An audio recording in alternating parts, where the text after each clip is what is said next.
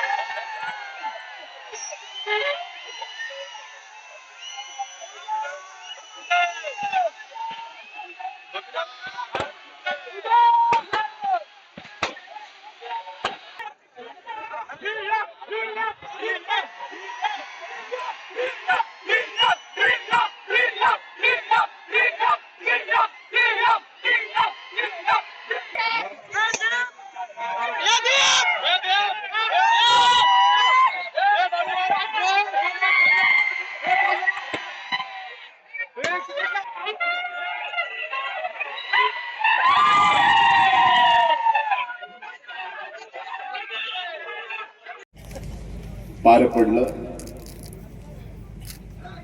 त्या महाराष्ट्र राज्याच्या पर्यावरण वातावरण बदल आणि पशुसंवर्धन मंत्री माझ्या भगिनी पंकजाताई मुंडे मी हळू बोलतो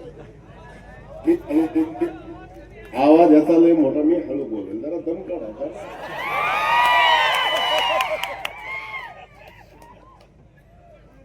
माजी खासदार सुधाकरराव शिंगारे आमदार तुषारजी राठौड़ माजी आमदार गोविंदअण्णा केंद्रे माजी आमदार शंकरअण्णा धोंडगे माजी आमदार रोहिदासजी चव्हाण मनोहरराव धोंडे प्रणिताताई दुवारे चिखलीकर, देवीदास राठोड, नगराध्यक्ष शरदजी पवार, जनार्दनजी तिडके, मुक्तेश्वर धोंडगे, ज्ञानेश्वर शूर, बाजीराव भालेराव, चंद्रमुनी मस्के, पुरुषोत्तम दोंडगे, चंद्रसेन पाटील, संजयजी तिडके, गजाननजी सूर्यवंशी, देवीदास गित्ते, डॉक्टर प्रकाश नागरगोजे, नाना तिडके, महादेव कांबळे, एकनाथ तिडके, अर्जुन राठोड, माझ्यासोबत आलेले ॲडव्होकेट गोविंदरावजी फड, सूर्यवान नाना मुंडे, माणिकराव फोड, कांता फड, कैलाश फड, उपस्थित व्यासपीठावरील सर्व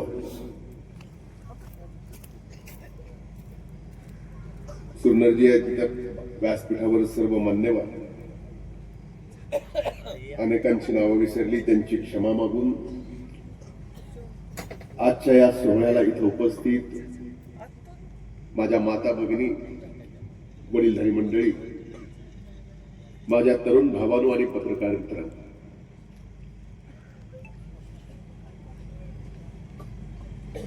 आज या 12 ज्योतिर्लिंगाच्या माळापोळीत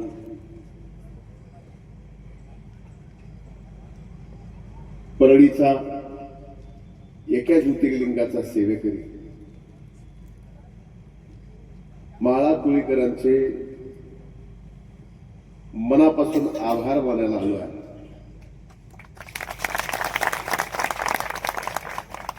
का तुम्हाला माहित नाही की ज्या माळापोळीच्या असंख्य हाताने देशभरातले असंख्य मंदिरं उभे केली, ते आशीर्वाद घेतले, त्या आशीर्वादाच्या हाताने स्वर्गीय मुंडे साहेबांचा पुतळा उभा, याच्यासारखं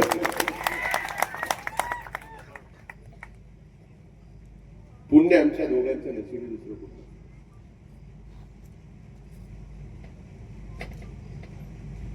आज राष्ट्रसंत ऐश्वर्य संपन्न भगवान बाबांची पुण्यतिथी आहे.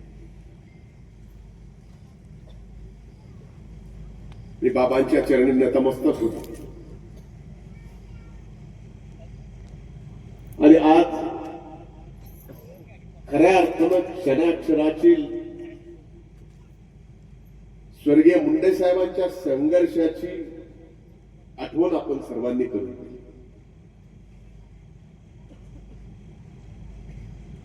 साहेबांचा संघर्ष हा स्वतःचा नव्हता. साहेबांचा संघर्ष प्रत्येक जाती धर्मातल्या त्या शोषित, वंचित, उपेक्षित माणसाचा होता. म्हणूनच साहेबांना लोकनेते म्हणलं जायचं, उगाच नाही.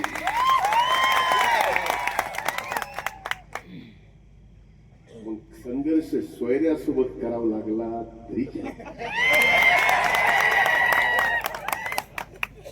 आणि त्यांनी सुद्धा साहेबांचा संघर्ष सांभाळत सोयऱ्यांचा करावा लागला तरी तुम्ही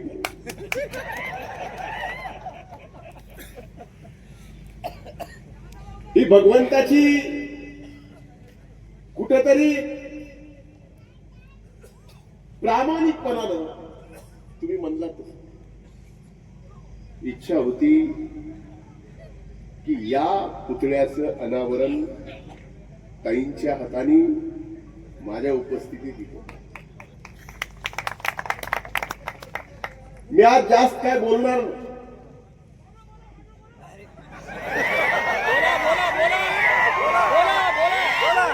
मला कुणीतरी बोला म्हणावं म्हणून मी हे बोललो, एकानं अनुमोदन दिलं म्हणून आता बोलतो.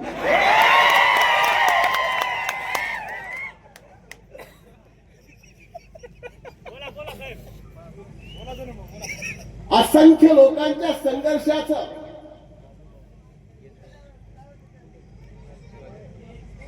खरा सारथी कोण? तो स्वर्गीय साहेब. साहेबांनी जेवढ्या संघर्ष यात्रा, मग पहिली 93-94 असेल, त्याच्यानंतरच्या अगदी शेवट अण्णा गोदाकर, मी सावली सारखा साक्षी साहेबांच्या सोबत ताईंनी संघर्ष यात्रा.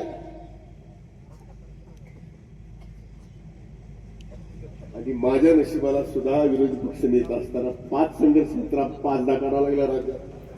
म्हणून आमच्या उगाच संघर्षाचा वारसा म्हणतो का आम्हाला. पण आता बरं आहे.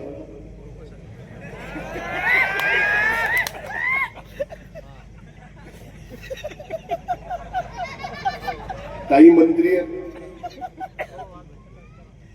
मी तुमच्यासोबत संघर्ष करतो.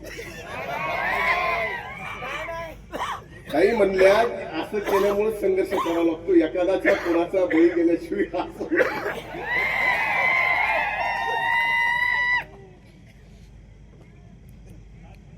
एक एक आठवण स्वर्गीय मुंडे साहेबांची हजार पानाचं त्या सर्वसामान्य माणसाच्या एका एका छोट्या अडचणीसाठी स्वर्गीय मुंडे साहेबांनी संघर्ष केला.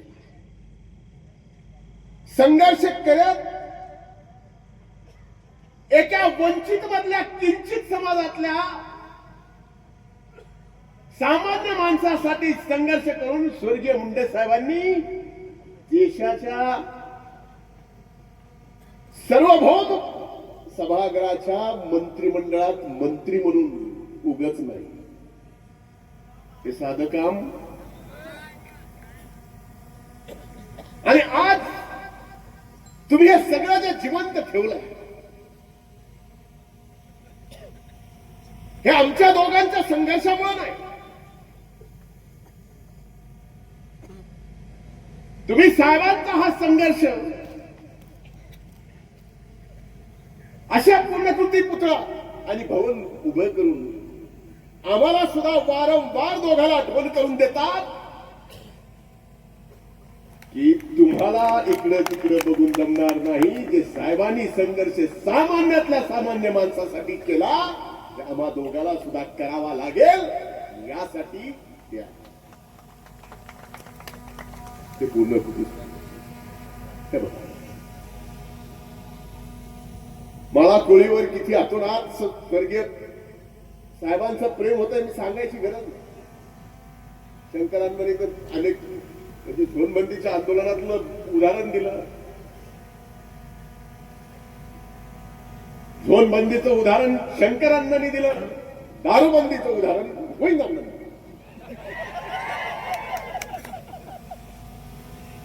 असे अनेक स्वर्गीय मुंडे साहेबांचे अनेक.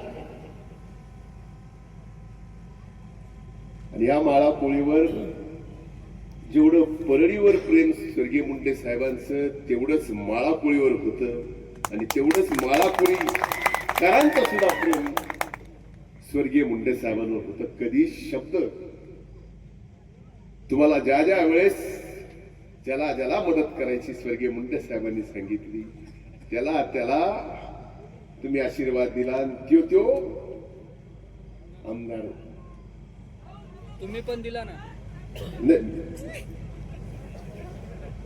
दम काढ की जरा, तू बोलतो तुम्ही बोल.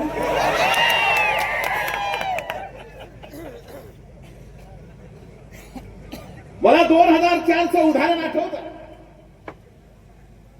ज्या वेळेस स्वर्गीय मुंडे साहेबांनी अपक्ष चिखलीकर साहेब उभे होते, त्यावेळेस चिखलीकर साहेबांना मदत करा म्हणून एक आव्हान केलं. चिखलीकर साहेब अपक्ष आमदार. आत्ताच्या निवडणुकीत मी इथं येऊन भाषण करून नंतर व्हिडिओ पाठवून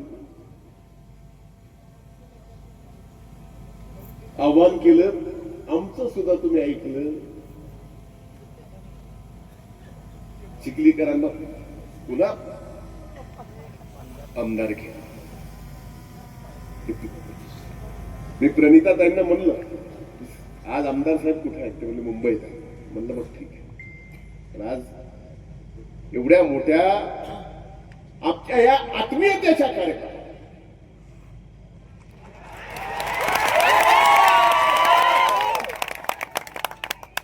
तुम्ही भारतीय जनता पार्टीचे आहेत म्हणून मी अधिकारवाणीने बोलतो, कारण मी राष्ट्रवादी काँग्रेस पार्टीचा आणि चिखलीकर साहेब सुद्धा राष्ट्रवादी काँग्रेस पार्टीचे आहेत या अधिकाराने मी बोलतो. त्या प्रतिनिधी म्हणून भाजपच्या आल्या, मी आपले मनापासून आभार मानतो. आजच्या या पुतळ्याच्या अनावराला आपण जे अभूतपूर्व प्रेम मला दाखवलं, हे अभूतपूर्व प्रेम भविष्यामध्ये तुमच्यासाठी अर्ध्या रात्री ते म्हणतात ना आपल्याला खंबीरपणा, तुम्ही आमच्या माग खंबीर, आम्ही तुमच्या माग भयंकर खंबीर. कायम स्वर्गीय मुंडे साहेबांना आपल्या हृदयात ठेवा, त्यांचा संघर्ष आपल्या हृदयात ठेवा, एवढीच प्रामाणिक विनंती आपल्या सर्वांना करतो. आणि आज हा भव्य कार्यक्रम आपण घेतला, आपल्या माळाकुळेकरांचे मनापासून आभार व्यक्त करतो.